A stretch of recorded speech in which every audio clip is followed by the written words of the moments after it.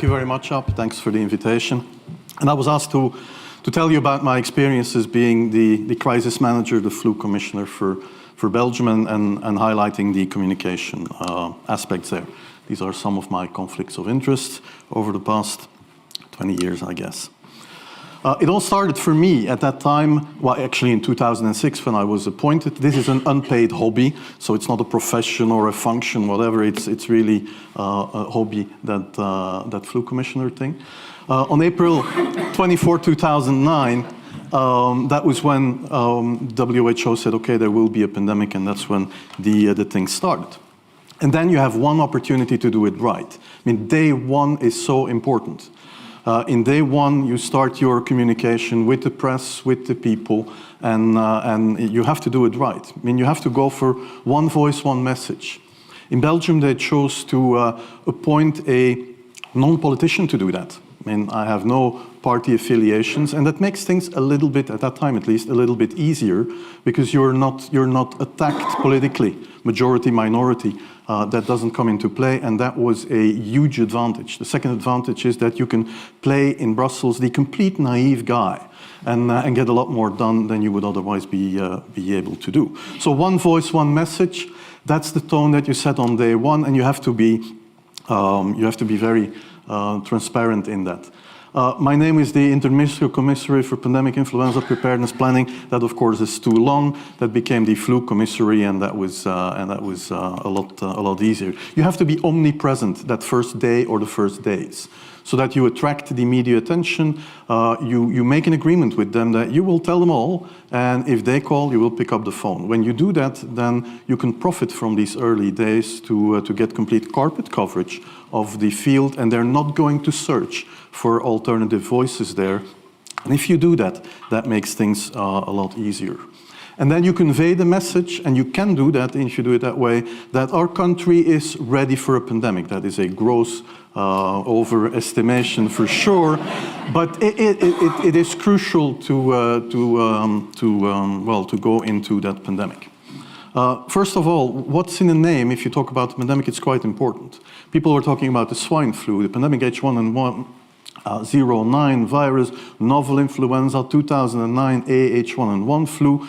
At some point it was called the North American influenza, the novel flu virus. That was way too difficult, so we called it the Mexican flu. Yeah? That got me into huge trouble with the ambassador of Mexico at that time, and she was furious. Afterwards, we became good friends. I still get invited to their New Year's reception every year. But people were making fun of it, and okay, that's probably unavoidable. But the fact to have a clear and recognizable name, which was easy for the lay public to understand and use, was actually quite important. It also worked. This is the word of the year of 2009. Defriending on Facebook became #1. To my big disappointment, Mexican flu was second, and flu commissary was #6. So the term works, and that makes things a lot easier. These first weeks, that's easy street. When you have no opposition and everybody needs news and they can come to you for news, you can bring quite a lot of neutral information, and it is picked up, and it is well, the news is brought the way you bring it, and that is you can only do that in the first couple of weeks or months. One of the problems that we have, or that we had, is that we did not have a media budget. That was really €0 that we could spend. That means that you have to use every opportunity you can get to, well, it's not Britannia rules the waves, but rule the airwaves to bring out your message. And that's something that you can do for free on radio, on TV. If you have good pre-existing relationships with the media, you can try something else. We tried the following thing. We asked all of the anchors of the different TV stations, are you willing for free to participate in a sort of infomercial that you would pay for, all of you? And they said, yes, we'll do that. And that was hugely influential. And well, we would never be able, nobody would ever be able to pay for something like this. But if you have pretty good pre-existing relationships with them, then you can ask for a return favor, and they will, or they might do that. One of the things that we tried but it's 10 years ago, was using Facebook and Twitter, but, well, there were not enough people on Facebook and Twitter at that time to really have an impact. If we would do that now, that would be a prime channel to communicate. However, that works both ways. I mean, also the fake news would be transmitted much more readily through Facebook, through Twitter, than it did 10 years ago. Answering the question of the day, no matter what the journalist's question is quite important. So we had a call center which was gradually becoming more and more populated, and almost hour to hour and later day to day, you have to get an idea what are the questions that the people are asking. And every day, these questions were delivered multiple times so that I could work them into the interviews no matter what the question was. The first questions, that was the first peak, and that peak was about 900 calls per day at the moment, per week at the first peak. The first questions were travel related. Can I still go to Mexico? I have planned a vacation, can I get my money back? If you solve that problem by declaring an emergency, you help quite a lot of people, and that first peak goes away. And then you have to predict the future. That's hard because the future has not happened yet. Predicting the past is a lot easier, but you have to predict the future in order to prepare the public and not have an exaggeration or an exaggeration of the information in the press. So I said, okay, Belgium, small country, we will also have H1N1 cases. Yeah? When you bring that, it is front page news. When then, a couple of days later, the first H1N1 case arrives in the country, it is the second time that they have to bring that news, so they bring it in a more muted and I think appropriate way, but you can only do that when you prepare the scene for that. That was the second wave of questions. People were asking more questions about what do I do when I get sick and so on, and that gives you the opportunity to work with that. And then you have to say, okay, well, we will have H1N1 deaths. Of course, that would be unavoidable. I used there Sir Donaldson's quote where he said that in the UK, by the peak of the epidemic, 40 people would die per day at the end of the summer. So 62 at that time million people in the UK, 40 deaths a day. I worked it out for Belgium. That would be 7 deaths a day at the peak of the epidemic. I used that in the media. 7 Belgian flu deaths per day at the peak of the epidemic would be realistic. That is true in every year, even interpandemically. That is very, very conservative. However, talking about fatalities is important because when you say that, people say, wow, what do you mean? People die because of influenza? And that was a necessary step to take. And then, of course, a couple of days later, you had the first H1N1 death in the country, and the scene was set and it was already talked about. That was the third peak of questions that were, well, the first that it had an impact and you have to deal with that. I went to the first couple of funerals. You have to be very quiet, sit in the back, but it shows that you care, and I think that was, at that time, quite important. So, all in all, at that time, the overall feeling in the population, in the press was, the Belgian approach is reasonable. In fact, we wanted to be calm, cool, and collected. And our mantra was, and that was from day one, at this moment, it is comparable, more or less, to seasonal influenza in terms of outcome, but we have to prepare for severe scenarios. Like in 1918, the first wave was rather mild, and you could not predict that a second wave would carry a high mortality. We focus on low-cost basic hygiene measures. We did not do any school closures. We used antivirals for high-risk groups. Actually, we used antivirals in the beginning for people who were ill. I had pre-positioned cars in the different provinces, and they would drive antivirals to patients when they would be diagnosed by influenza in order to delay the onset of the epidemic, and that worked until the end of the school year. We only purchased 1 dose of vaccine per person, and the vaccination plan would be to vaccinate more or less the same high-risk groups as for seasonal influenza. And then the vacation came.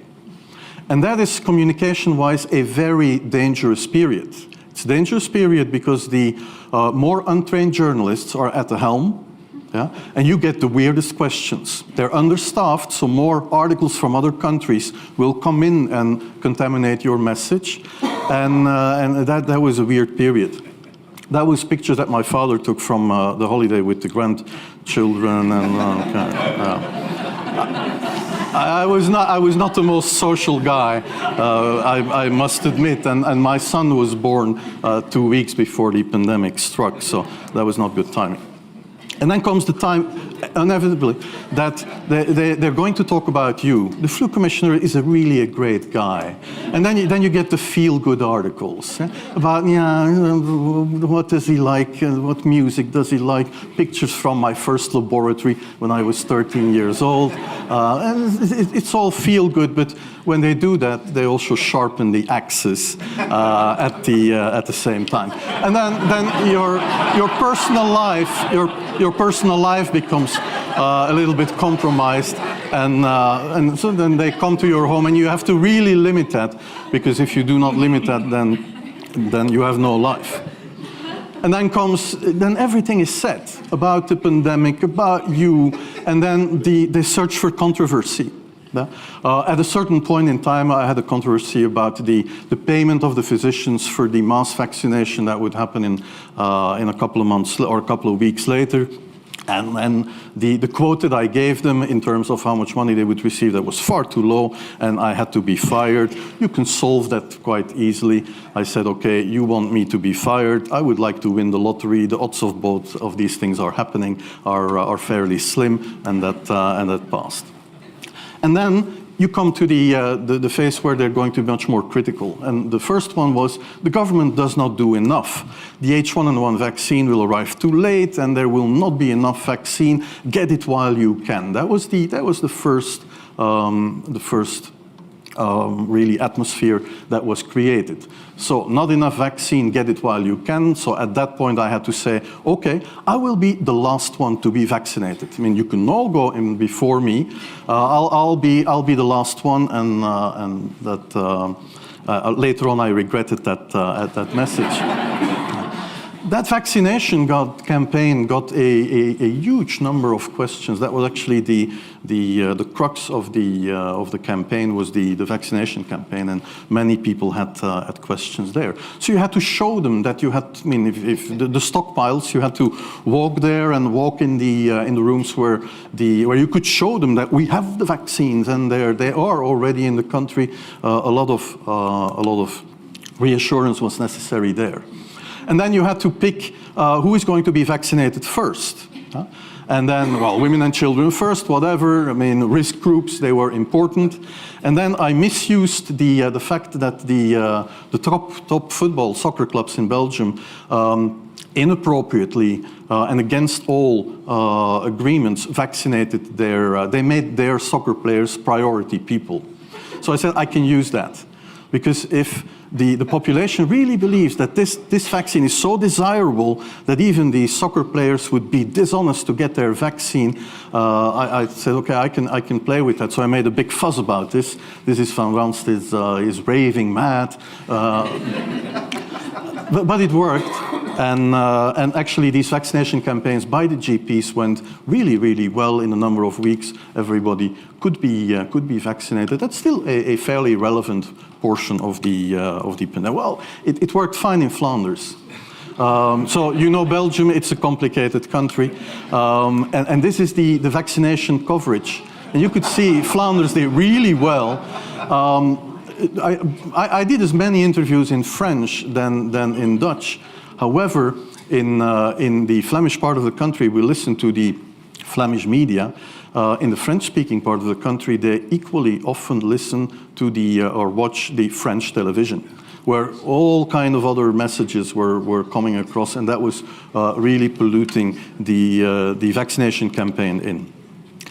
And then, of course, people say, okay, the vaccine is unsafe, and then you get the swine flu hoax, and the vaccine could kill you, say no to the vaccine, that atmosphere starts. And then after the crisis, everybody becomes smart. Yeah? And you have to accept that from the get-go.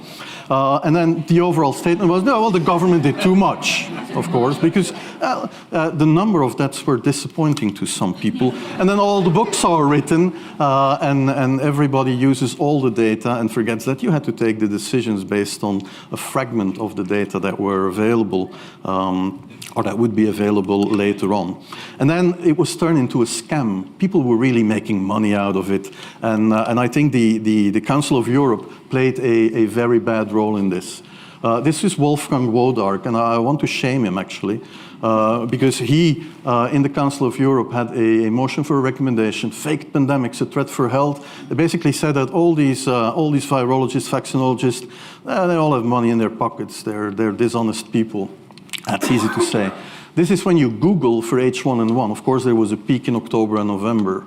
You didn't hear Wodark at that time. When you Google Wodark, you see that it starts nicely after the end of the pandemic. People become very brave at the end of the pandemic. I think that's not good. Then as time goes by, I still have 1 minute and 51 seconds, I would like to actually issue a warning. This all started in April 2009. Many years have passed. In fact, 3,560 days today, 508 weeks and almost 10 years have passed. And that has an impact, because people are forgetting about the pandemics a little bit. This is when you look for influenza and pandemic in PubMed. Until 2003, 2004, there wasn't much. Then H5N1 came and some interest was raised. Then the 2009 pandemic arrived and there was a lot of interest, and that is what happened since. So the interest is, scientifically, is going down. Also, the leadership is changing.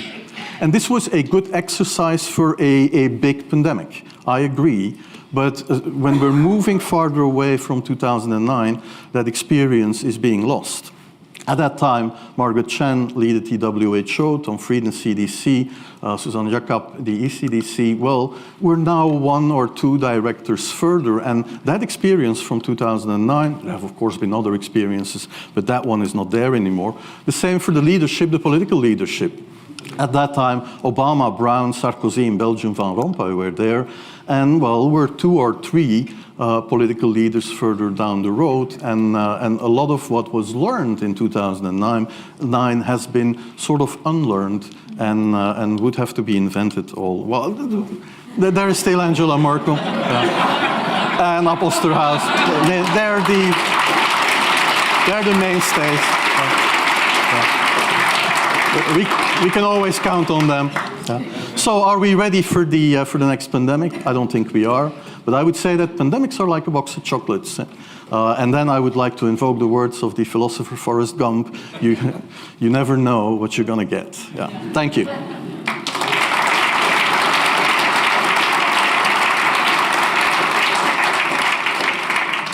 Okay, Mark, thank you very much. Any comments or questions? Yes.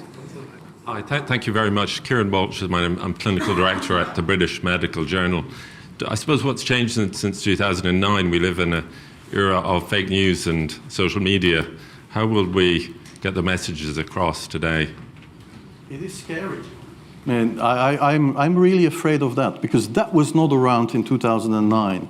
People would still respect authority that you got by learning something or by professional experience. That is gone. Everybody has graduated from the University of Google, and respect for knowledge is gone, because why would you need knowledge when you can create knowledge by typing a couple of keywords in Google and getting it yourself? That is extremely dangerous. Also, the level of politicians that we have.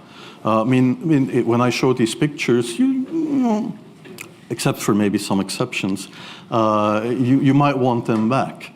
It is different. When I look at the US and also Italy, the anti-vaccination sentiments, they're growing, and they're growing also at the political level. That is very unsettling. Yeah. Okay, any other questions? Yes, shout. I'm in line from International SOS. So what about engaging the influences of this day, like the entertainment industry? That has been tried to a certain extent, also in 2009. I mean, you saw Barack Obama being vaccinated. We do that every year in the hospital. In the hospital, the director and the vice director, in their underwear, are vaccinated. Yeah? That has a huge impact. So influencers are important. But you need the right influencers. I mean, the wrong ones, like the Kardashians. Well, if they do the right things, they might not be the wrong ones. But I think they become unpredictable. They become unpredictable, I think. How effective was the Emmys? With? The Emmys. The Emmy Awards. They gave out flu shots. But that was not necessarily, I think they meant well. I don't think the Emmy Awards ceremony necessarily is the setting to do vaccinations. But I think they meant well. I saw the footage, yeah. Any other questions? Yep, Caroline Brown, WHO Regional Office for Europe. Mark, I really like your presentation, and I've seen it before, and it's still entertaining. But okay, no, it's still. But okay, so Belgium called it the Mexican flu, as did many countries. It's a good name, but certainly from WHO perspective, we try to avoid implicating the countries. And I think that's part of preparedness. Let's be prepared for the next pandemic. What are we going to call it that we could all call it? Well, we still talk about the Spanish flu, the Hong Kong flu, the Asian flu, and I've never felt that was extremely discriminating against, for example, the Spanish people. I agree and I understand it. But the different names that were used they're okay to use in scientific journals. That is fine. But to use that in communication with the public, it was over their head. Well, you talk about H1N1 and you lose 90% of the audience. I understand, but I can assure you that our Spanish colleagues are still sensitive about 1918. Yeah, It's not WHO that determines the name. Yeah, so. True. But I do understand the sensitivities. But don't you think people understand H1N1 now? Well, a lot more people do than a couple of years ago, but never overestimate that, really. I mean, it is over their head. But H1N1 is seasonal today, so the Spanish flu is not seasonal, so. No, I know, but they're trainable. Yeah. To a certain extent. So you have mentioned your experience with Belgium. Do you believe similar experiences have been in other European or even non-European countries? I think it might be. Well, in Belgium this was possible, not because it's a great country, but it's a small country. Yeah? If you want to do this, one voice, one message in a huge country, it is very difficult to achieve, I think. I think it's more important, or what worked more was the fact that I was apolitical. I think that had more of an influence. If you have a career politician do that, from day one he gets attacked by the opposition, whose duty it is to oppose. But that it makes life very hard, I think, for them. Well, perhaps if you compare it to the Netherlands, which is quite similar, we had about 20 spokespeople. Yeah, and so that made it very difficult. Yeah, so. Coming from Italy, I don't remember what happened in Italy. So honestly, it was 10 years ago. Okay, thank you very much, Mark.